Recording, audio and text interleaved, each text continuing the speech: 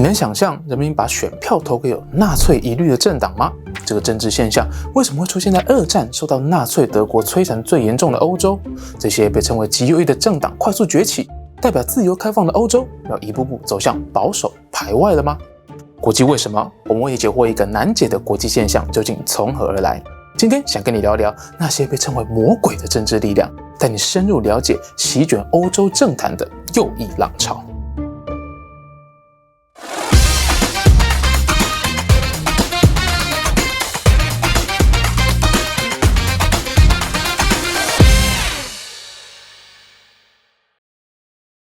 说了这么多，到底什么是右翼呢？今天我们会用挪威、法国、德国3个国家的案例来为大家解惑，以及右翼的出现又是怎么影响全球浪潮。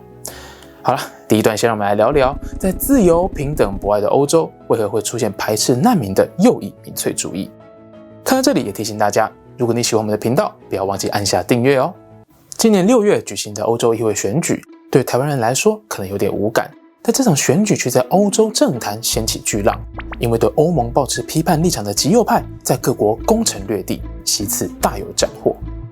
为什么欧洲各国的政府会这么紧张，甚至让立场温和的法国总统马克宏做出政治豪赌，在开票当晚立刻宣布解散国会呢？这一切的源头要从这次选举大幅崛起的右翼民粹主义政党开始说起。大家对这些政党比较熟悉的称呼可能是极右派这样的名词，但其实这些政党在各国的诉求不完全一样，包括排斥外来移民、反对精英政治、反犹太主义、反伊斯兰或是欧盟怀疑论者，而且也不见得是互相合作的关系。因为意识形态比较复杂，所以我们用政治学当中涵盖范围比较广泛的用词右翼民粹主义来称呼。相较于左翼讲究社会公义、人人平等，所谓的右翼大多指的是倾向于维持社会现有的秩序还有制度，处于比较保守的立场。而民粹则是反对精英阶级，强调人民利益至上，甚至还隐含一点排外的思想，有些还会特别针对穆斯林移民。这样的论述因为会让欧洲人隐隐联想到高举种族主义、迫害犹太人的德国纳粹，所以才会让他们对右翼民粹主义有这么高的防备心。所以把这2个词合起来看，右翼民粹主义最核心的主张就是要以我们自己为优先，也就是说，现在的生活不好过，都是自家政府或欧盟的错，没有优先考虑人民的真正需求。好，简单了解完这些名词后，我们先来回顾欧洲整体的政局发展。在过去，由于长期主导欧洲政局的是像前德国总理梅克尔这类型的温和派人物，再加上当时欧洲整体的经济状况稳定，所以其实右翼民粹主义政党并没有太多发展的空间。既然如此，那究竟是从什么时候开始，让民众逐渐对温和派作风感到失望，转向支持右翼民粹主义呢？其中最关键的就是欧债危机带来的经济冲击。2007年，美国次级房贷风暴逐渐烧向欧洲，并在2009年引爆欧债危机，导致意大利、希腊这几个本来就存有债务风险的欧洲5国纷纷向欧盟求救。原先这场欧债危机虽然只有少数国家出问题，但是欧盟和欧元区的制度设计最大的问题就是一国有事，大家都会被拖下水。其他欧盟国家虽然没有债务问题，但国际投资人为了躲避风险，不愿意把资金投入欧盟，使得各国产业面临缩水的危机，影响基层民众的生活与工作，导致民间开始出现了不同程度的怨言。此外，除了经济面的问题，还有另一个文化上的冲击，那就是难民危机。难民危机最早可以追溯到2011年的叙利亚内战，这场战争的原因我们在第3集的中东战争影片有介绍过，欢迎大家点击收看。2011年，由于发生阿拉伯之春，中东各国出现了一连串反政府的抗议与革命，进一步引发叙利亚内战这类的武装冲突，加上伊斯兰国快速兴起，使家乡被摧残的穆斯林开始就近逃往欧洲寻求庇护，涌入欧洲的难民人数一直到2015年达到高峰。然而，难民一入引发欧洲人反感的原因，是因为这些难民不只在文化宗教上与欧洲格格不入，各国还得耗费巨资来照顾他们，这让欧洲人民产生一种我自己日子就没有过得多好了，为什么要用我的纳税钱去养这些难民呢的相对剥夺感。加上难民3不5时就在当地引发社会案件，这使得欧洲人对欧盟强制分配难民额度的政策产生不满。所以综合经济和难民的问题，欧洲各国右翼民粹政党的主张开始吸引民众的关注。这些政党就算诉求不一样，但大多把生活跟经济压力的矛头指向政府跟欧盟，认为他们罔顾了自己人的利益。于是许多选民就在这样的欧盟怀疑论、反穆斯林、反外来文化、反精英政治诉求之下，逐渐把选票投给了右翼民粹主义。如今右翼民粹主义在欧洲各国遍地开花，各自成因也不太一样，所以在今天的故事中，我们选了3个国家的案例来介绍，分别是常年被认为最幸福的国家挪威，以及在欧盟影响力最大的法国跟德国，来看看右翼民粹主义近几年来如何撼动欧洲政局。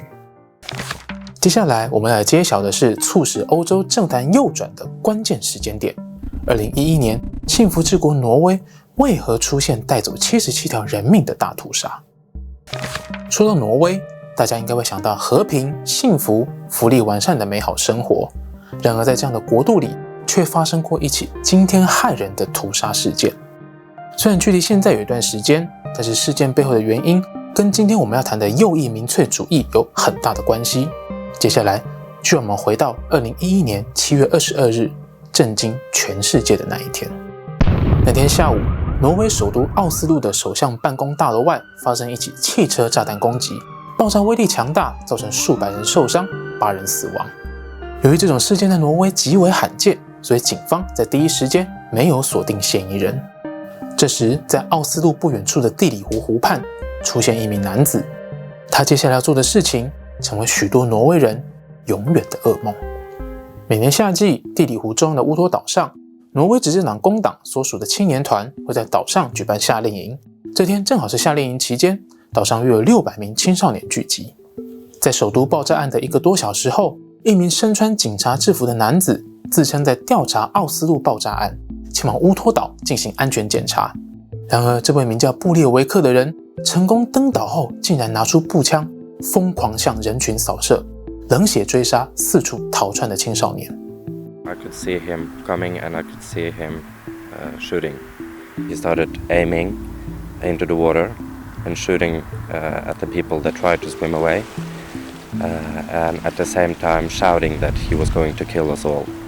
几位生还者回忆起当时的场景，有许多人是趴在同伴的尸体旁装死，才免于死在枪口之下。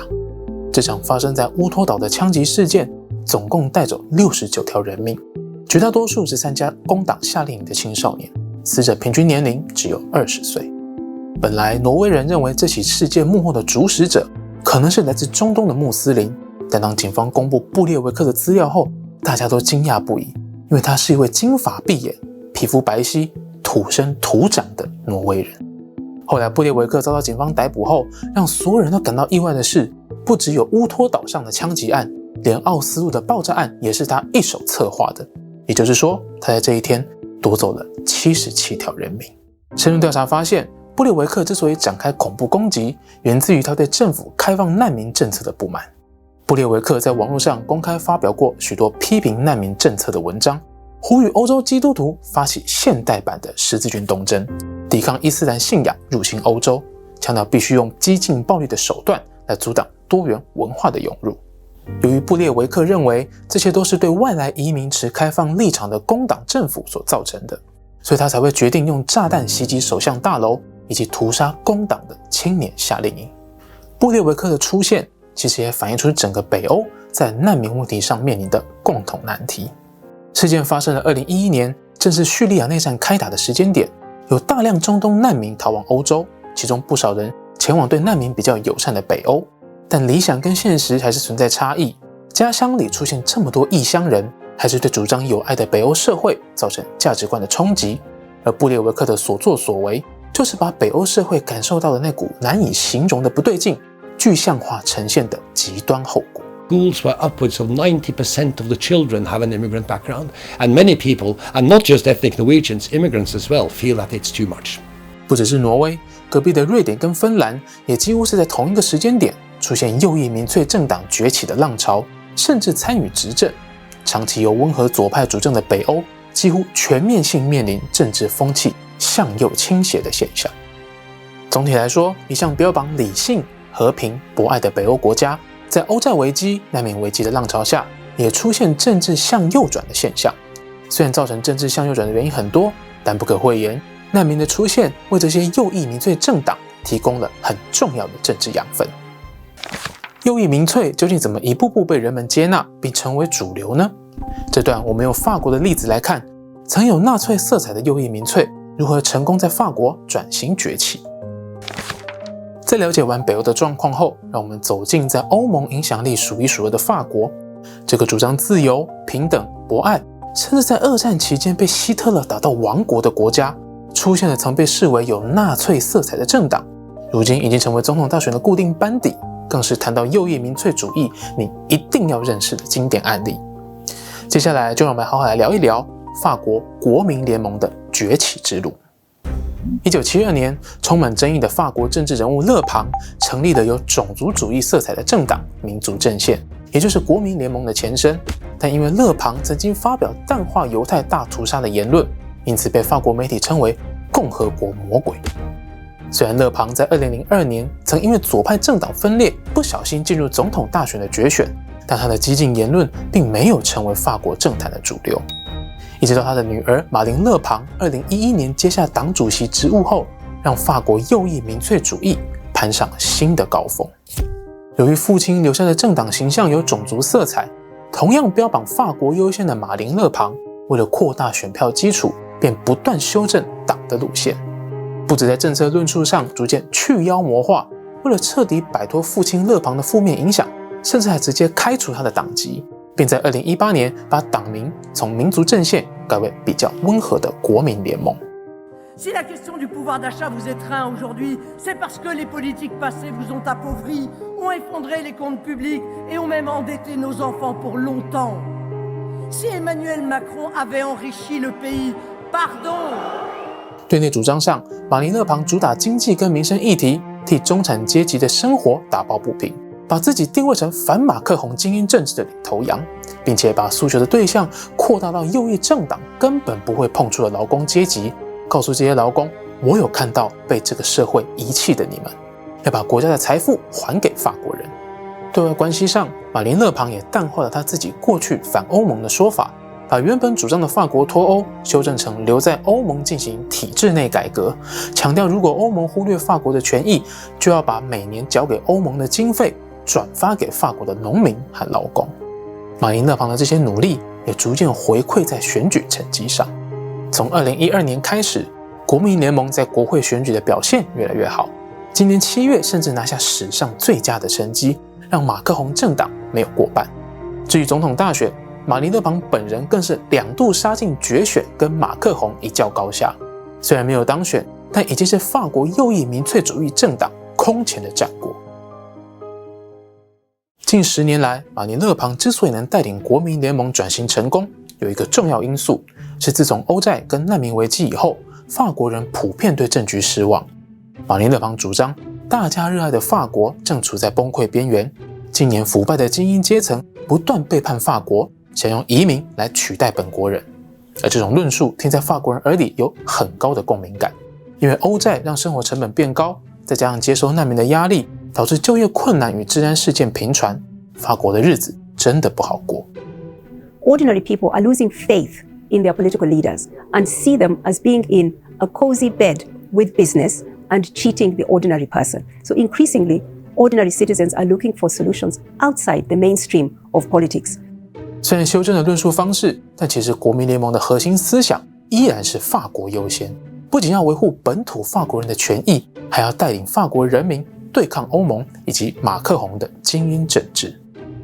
马琳·勒庞聪明地调整选战策略，抓准法国选民认为马克宏缺乏同理心、傲慢、不关心民众生活的感受，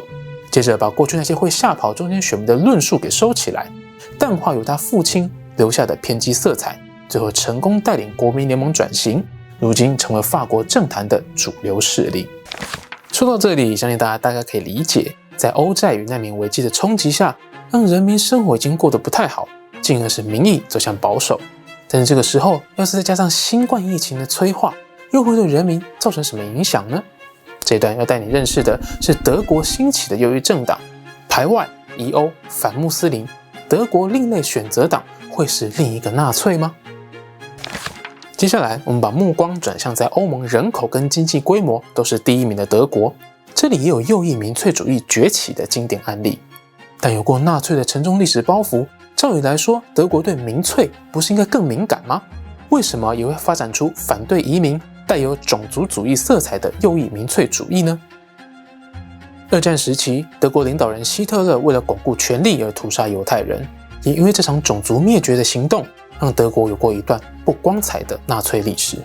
所以在二战后，种族主义、排外主义、反犹主义这些关键字在德国都是禁忌话题，因为这些会让人联想到纳粹，导致德国有很长一段时间没有发展类似立场的政党。不过2009年欧债危机的爆发，冲击欧盟各国的经济，逐渐改变了德国社会看待欧盟跟欧元的氛围。因为欧债国家陷入危机时，德国是欧盟各国拿出最多钱的国家，再加上当时的总理梅克尔是对欧盟政策最有影响力的领袖，因此对于拿出自家口袋的钱给那些还不出债务的国家，德国逐渐产生对欧元纾困政策还有梅克尔的不满，于是在2013年催生了另类选择党，主张反对欧洲一体化、反欧元立场。另类选择党一开始是围绕在对欧元跟纾困政策的批判，随着党内的路线之争，进一步把反移民、反伊斯兰的主张也列为党的发展路线。然而，这样隐含种族主义的主张，正是经历过纳粹时期的德国数十年来的政治禁忌。但即便是碰触了政治红线，另类选择党的支持度还是不断上升。原因是难民的出现已经让德国人深有所感。其实，在欧洲难民危机最高峰的2015年，德国是欧洲少数张开双臂欢迎难民的国家。当时梅克尔跟德国工商界的考量是德国出现劳动力短缺，需要有外来人口填补这个人力缺口，再加上对二战的历史罪恶感，当时有不少德国人把接纳难民视为一种赎罪的机会。不过，随着数十万难民的涌入，德国的社会案件也越来越常发生。例如，在2015年的跨年夜，德国各大城市发生阿拉伯裔男子性侵德国女性的事件，受害者多达1200人。类似这样的治安事件不断发生，逐渐引起德国人对穆斯林和难民的反感，而开放难民就是梅克尔政府做的决定，所以另类选择党的政治诉求正好打中了许多保守右派选民的心声，让不少右派选民转而投入另类选择党的怀抱。就这样，主打反移民、反欧元、反穆斯林的另类选择党，在2017年首次跨过得票门槛，进入德国国会，是二战以后第一个占有国会席次的右翼民粹政党。整体来说，另类选择党在德国政坛稳健发展，尤其是在 COVID-19 疫情之后提出的诉求，正好跟选民的感受不谋而合。另类选择党在2021年的国会大选提出的口号是打造一个正常的德国，各种宣传都在表达过去的德国日常是一个令人憧憬又美好的生活。相比当下因为疫情的封城、左派对气候变迁的示威抗议、强制戴口罩打疫苗，这些并不是大家记忆中的德国。在另类选择党的眼中，德国现在的一切都不正常，无论是防疫政策、气候政策、家乡里的异乡人，他们都不属于德国。Es gab in der Silvesternacht viele Übergriffe. Das ist aber nicht nur die Silvesternacht. Ich bin eine junge Frau, ich bin viel nachts in Köln unterwegs und es gibt immer wieder Übergriffe. Ja, das schadet nicht. Die mussten mal einen mitkriegen, denn die waren nämlich schon zu hoch. Warum holen die uns alle Ausländer hier ins Land rein? Wir haben hier genug. Wir brauchen nicht noch mehr. 于是，即便是理性务实的德国人，经过欧债危机、难民危机，到现在后疫情时代，也对于当下的生活感到厌倦与疲乏。纵使另类选择党常被视为有纳粹色彩，但他们的出发点也就是希望德国回归正常的本国优先诉求，对于经历过这么多波折的保守派选民来说，如今就显得格外有说服力。在获得选民的支持后，另类选择党不止进国会，还在迎接难民最前线的德国东部各邦的地方选举大有斩获。也在今年的欧洲议会选举，得票超过总理肖兹所属的社民党，成为第2大党。虽然目前德国所有政党都因为另类选择党有疑似纳粹的色彩而不愿意跟他们合作，但根据民调显示，另类选择党在肖兹上台后，已经有很长一段时间都是德国支持度第2高的政党，仅次于曾是梅克尔领导的基民盟。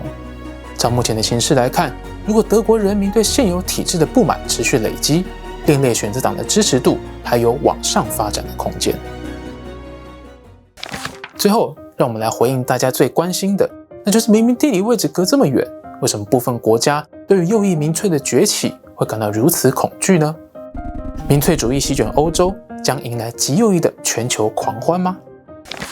看完了北欧、法国与德国的例子，也许有些朋友会以为这是右翼民粹主义的个案，但摊开欧盟地图来看，其实目前在匈牙利、荷兰、意大利等国都是由右翼民粹主义政党参与执政，而且从今年的欧洲议会选举结果来看，他们也攻占了约1/5的席次。